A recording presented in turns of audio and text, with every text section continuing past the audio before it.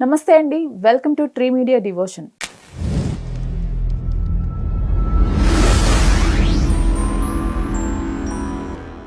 ఈరోజు మనతో ప్రముఖ కేరళ జ్యోతిష్యులు పద్మకుమార్ గారు ఉన్నారు.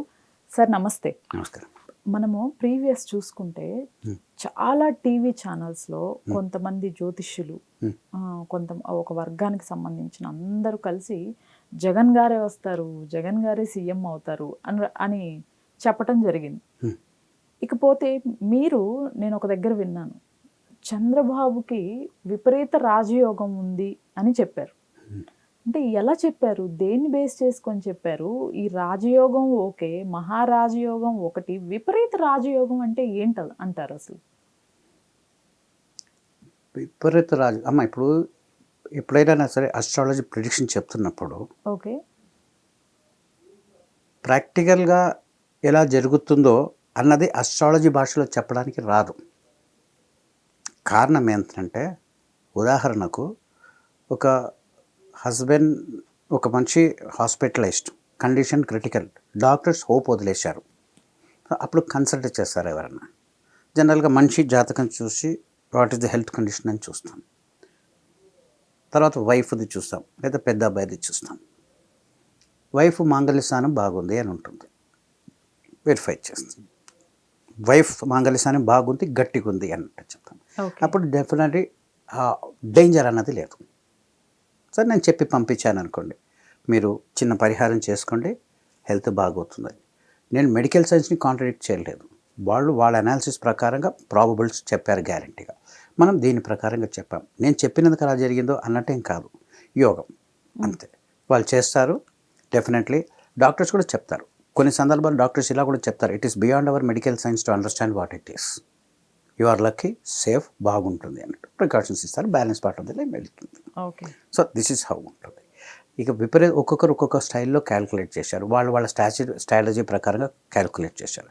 కానీ నాకు మాత్రం మళ్ళీ చెప్తున్నాను, ఎప్పుడైనా సరే ఎవరైనా కన్సల్ట్ చేయాలనుకుంటే రెస్పెక్టివ్ పర్సన్ నా ముందు ఉంటే నేను ఇంకా కొంచెం యాక్యురేట్గా మాట్లాడగలను. వాళ్ళకి ఏమైనా పరిహారాలు ఉంటే కూడా నేను చెప్పగలను. సో అదేవిధంగా కాకపోతే ఒకటి, మా దగ్గర ఒక ప్రశ్న శాస్త్రం అని ఒకటి ఉంటుంది.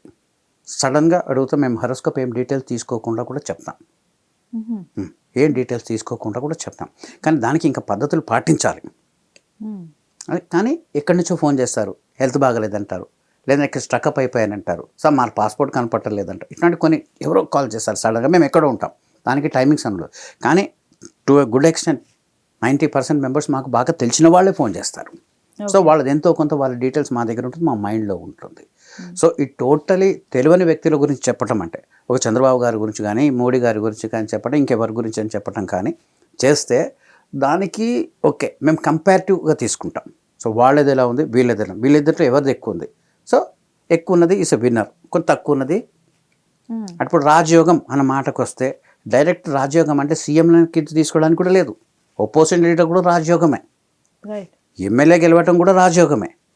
అయితే దాన్ని ఎలా తీసుకోవాలి అంటే, దానికి చిన్న ప్రాసెస్ అన్నాడు. ఒక 5 ఏళ్ల పిల్లోడికి, ఒక 10 ఏళ్ల పిల్లోడికి రాజయోగం ఉందనుకోండి, ఆయన సీఎం అవుతాడా?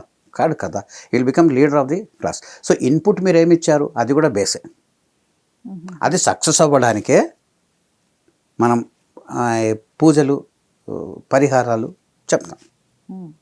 సో నేను చెప్పింది కూడా ఆ రోజు ఇచ్చిన డీటెయిల్స్ నాకు ఉన్న దాని ప్రకారంగా, ఈ ఎన్సైక్లోపీడియా నుంచి ఇచ్చిన డేట్ ఆఫ్ బర్త్లు ఉంటాయి, అది కరెక్టా కాదో మనకు తెలియదు. సో మాది ప్రశ్నాశాస్త్రం అని ఒకటి ఉంటుందండి, ప్రశ్నాశాస్త్రం అని ఒకటి ఉంటుంది. అందులో రాజయోగం ఎంత ఉంది మీరు అడిగారు, నేను చెప్పాను అంతే. అందుకని డైరెక్ట్ ఆ పర్సన్ అన్నది మైండ్లో పెట్టుకోలేదు. మీరు క్వశ్చన్ అడిగారు, మీరు అడిగినందుకు నేను మీకు ఒక ఆన్సర్ ఇచ్చాను. మీరు చంద్రబాబు గురించి అడిగారు, ఈ జగన్ గారి గురించి అడిగారు, లేదా కేసీఆర్ గురించి అడిగారు, రేవంత్ రెడ్డి గారి గురించి అడిగారు, అందరి గురించి అడిగారు. దాంట్లో బేస్గా ఎవరిది డిగ్రీ ఎక్కువ ఉంది, హీఈస్ ద విన్నర్. ఇప్పుడు ఎలా ఉండబోతుంది అంటారు? ఇప్పుడు విపరీత రాజయోగం అని అన్నారు, ఇంకా నెక్స్ట్ చంద్రబాబు గారికి నెక్స్ట్ మళ్ళీ ఎలక్షన్స్కి కానివ్వండి, లేకపోతే ఇప్పుడు ప్రజెంట్ ఎలా ఉండబోతుంది? యాక్చువల్లీ ఇక్కడ విపరీత రాజయోగం అన్నది నేను చెప్పిన అస్ట్రాలజీ భాషలో చెప్పాను. కానీ ప్రాక్టికల్ అది ఎలా జరుగుతుంది అన్నది నాకు తెలియదండి, ఎలా జరుగుతుందని తెలియదు. కానీ నేను అది చెప్పినందుకు కానీ నేను క్లియర్గా అబ్జర్వ్ చేస్తుంటే ఈ విపరీత రాజయోగం అన్నది కనిపించింది ఏంటిది, ఒకటి మంచి మెజారిటీ రావటం ఒకటి. అవును, ఆ స్టేట్లోనే కాదు సెంట్రల్ గవర్నమెంట్లో కూడా వాళ్ళు స్ట్రాంగ్గా ఉన్నారు. ఇది 2. మన తెలంగాణలో కూడా మొన్న బాబు గారు వస్తే ఒక కాన్సన్ట్రేషన్ వచ్చింది, వారు తెలుగు ఇక్కడ కూడా గెలుస్తారేమోనని చెప్పేసి, తెలంగాణలో కూడా ఫామ్ చేసే ఒక యోగం ఉందా అని చెప్పేసి అన్నట్టు ఒక ఇదిగా మనకు కనిపించింది. సో ఈ విపరీత రాజకం ఇలా ఫలించింది అని చెప్పొచ్చు. నేను చెప్పే అస్ట్రాలజీ బాగా ప్రాక్టికల్గా అబ్జర్వ్ చేస్తే ఈ విపరీత రాజకం ఇలా చూశాను నేను. సో ఇక్కడ కూడా కొంచెం పాజిటివ్ ఛాన్సెస్ కనిపిస్తున్నాయి. ఇంకా వాళ్ళు దీన్ని ఇంటెన్సిఫై చేసిన దాన్ని బట్టి ఉంటుంది. అంటే ఇది ఇలా ఎప్పటి వరకు కంటిన్యూ అవుతుంది అంటారు? ఒక రకంగా చెప్పాలంటే too early to, but still ఏంటంటే ఒక అబ్జర్వ్ చేస్తే బాబు గారు చాలా రోజులే ఉంటారు ఇంకా. అంటే ఒక 5 years టర్మ్ అన్నట్టు కాకుండా వారి సర్వీసెస్ అవసరం అని అనుకున్న సంఖ్య పెరుగుతుంది. సంఖ్య విపరీత, అది కూడా విపరీత రాజ్యంలో ఒక భాగమేనండి. విపరీత రాజ్యంలో ఒక భాగమేనండి. సో అది అలా కూడా జరుగుతుంది. లాస్ట్ టైము ఎలక్షన్స్ టైంలో ఎంతోమంది ఆస్ట్రాలజర్స్ ప్రెడిక్షన్స్ చెప్పారు, చాలామంది చెప్పినవి కూడా తప్పు అవ్వటం జరిగింది. బట్ మీరు ఆ టైంలో కరెక్ట్గా ప్రెడిక్ట్ చేయటం జరిగింది. ఎట్ ది సేమ్ టైం ఇది ఒకటి చెప్పారు, చంద్రబాబు గారికి ఇట్లా ఒక ఈ రాజయోగం ఉంటుంది అనేది చెప్పారు. దానికోసమే నేను మిమ్మల్ని అడుగుతున్నాను అనమాట. అసలే కరెక్ట్గా అంటే మధ్యలో ఏదో కొన్ని ప్రాబ్లమ్స్ వస్తాయని మళ్ళీ వచ్చి చెప్పడం ఆయన జాతకం పైన ఇలా చేశారు కొంతమంది. సో ఇట్లాంటివి ఏమి ఉండవంటారు? లేదండి, పెద్ద ప్రాబ్లం ఏమి, అడ్మినిస్ట్రేషన్ చాలా స్మూత్గానే జరుగుతుంది, కాంప్లికేషన్స్ ఏమి ఉండవండి. వారికి